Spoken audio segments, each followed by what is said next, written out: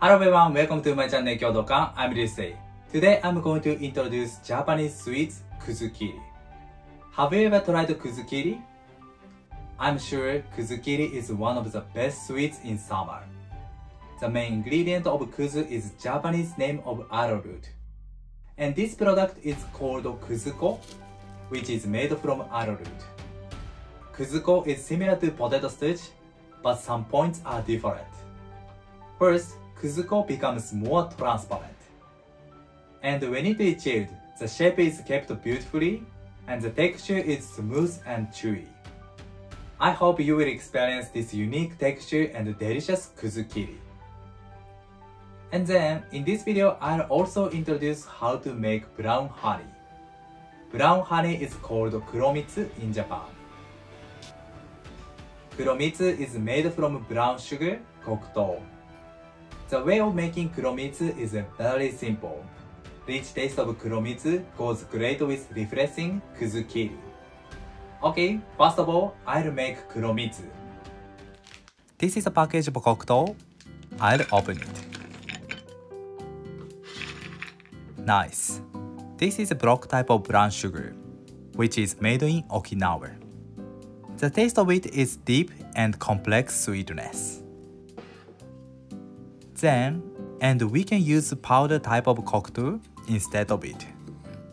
It's more easily to use and dissolves into the water more quickly. This type is also nice. Okay, first I add 150 grams of brown sugar to the pot. And add 150 grams of water. Nice. And I'm going to heat it and dissolve the kokuto into the water. Okay, I turn on the heat and started to melt kokuto. And I simmer it down for about 20 minutes until it becomes thick and rich. A few minutes later, kokuto was almost melted. I keep simmering down with low heat.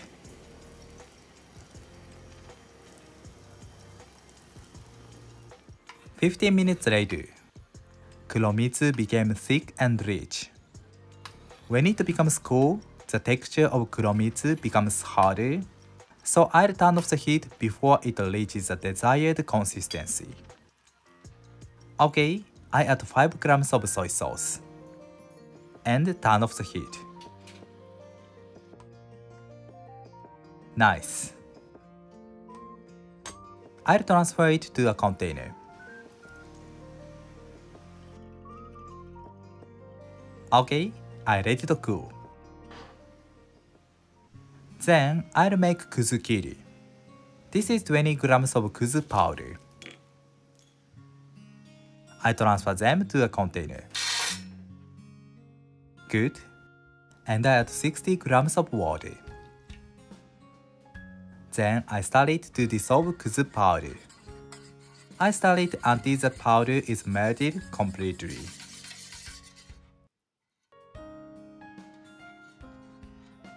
Okay, I strain and transfer it to a container.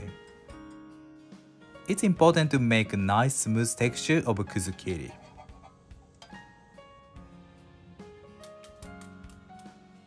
Okay, I heat it as soon as possible.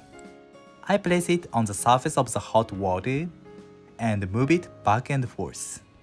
It prevents Kudzu powder from sinking, and I do it to make a smooth, flattened and even surface.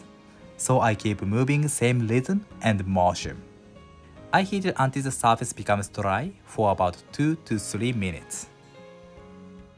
Okay, the surface didn't move and the look became matte. Okay, I sink it into the hot water. I keep it until it becomes transparent. Kudzu powder absorbs the water and becomes clear and transparent. Okay, then I transfer it to the cold water and chill it. Good, very beautiful. Okay, I remove it from the mold. I cut the edges with a rubber spatula like this. Okay, I remove it with my hands. I do it carefully not to break kuzukiri.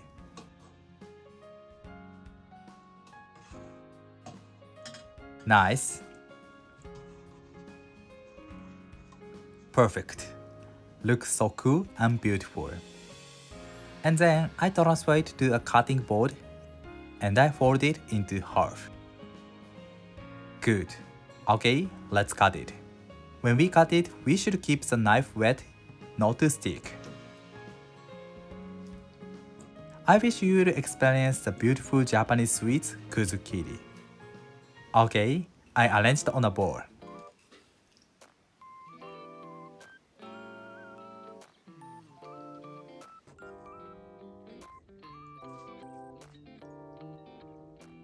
Nice.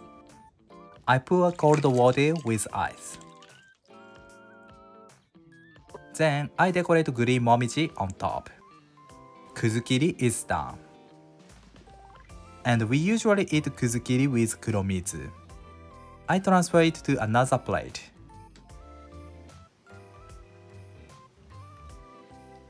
Nice. Finally, I pour kuromitsu.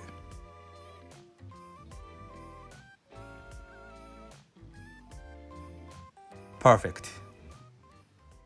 Thank you. Did you enjoy? If you come to Japan, I recommend Kudzuko as a souvenir or try kuzukiri at Japanese wagashi store. Kuzukiri is a very simple sweet, but I'm sure this experience may be special and Japanese-like. Thank you for watching to this end. I'm looking forward to seeing you next time. Have a nice day. See you later.